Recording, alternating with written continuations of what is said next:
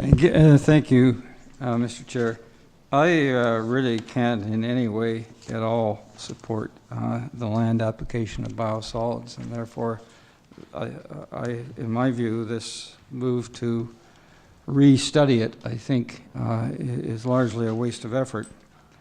Under our current plan, we have opted for a secondary treatment process to deal with the region's sewage.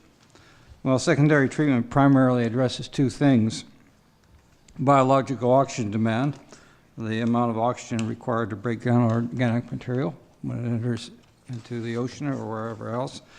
And in that particular matter, guess what? We really have no problem in the current system, which goes into incredibly oxygen-rich water. The other thing it primarily does is deal with total suspended solids, and that's what, when concentrated, what we call sewage sludge, although it's less concentrated originally, of course, in the pipes. We probably do have something of a problem there. It's probably a fairly minor problem. It becomes difficult to see how those two things could justify the expenditures we're undertaking.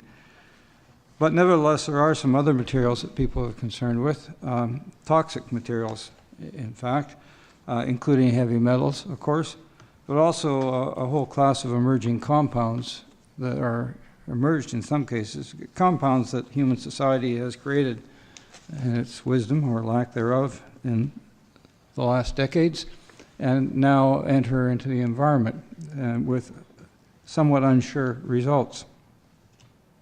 Source control has largely taken care to quite a high degree toxic metals, and there have been significant reductions such that we have actually seen an improving situation in the last few years around the outfalls as a result. And staff and others are to be congratulated on what we have accomplished with that.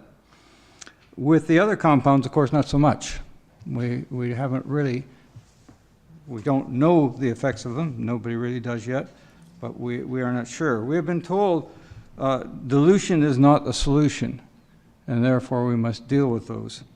Well, actually, in many cases, dilution is probably a solution, because almost anything is toxic if it's in sufficient concentration, and if it is in a small enough concentration, it is not.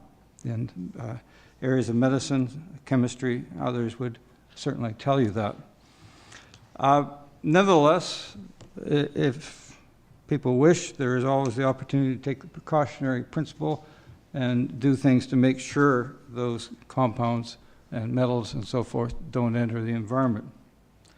That is hard to see the logic of that when you start to talk about application on land. First of all, secondary treatment doesn't deal. It will deal probably with some of, and the biodigesters will deal with some emerging compounds, probably not any heavy metals, and they certainly won't deal with all the emerging compounds.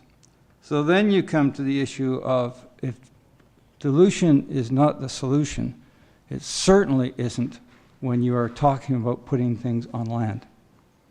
Ultimately, if you place things on land, it will leach into the watersheds and into watercourses. The concentrations you would get in creeks, ponds, small lakes from that kind of process would be far, far, far higher, orders of magnitude higher, than you would ever get in the ocean receiving environment.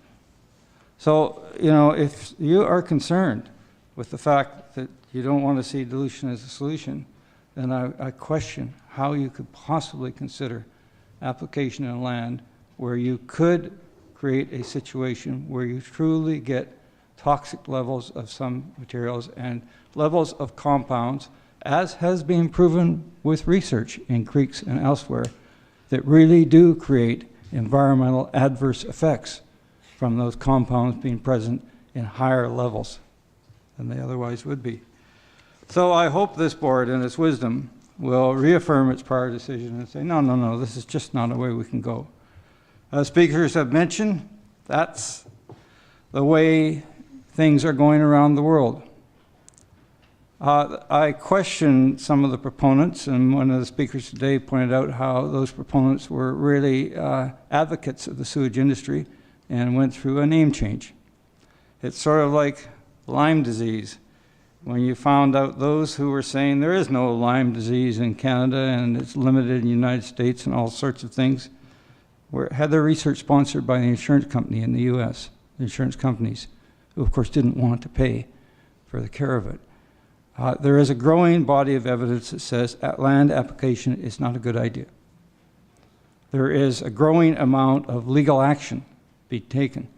I wouldn't see why we would put the CRD at an environmental risk, and I wouldn't see why we would put it at a legal risk. It makes no sense. Thank you.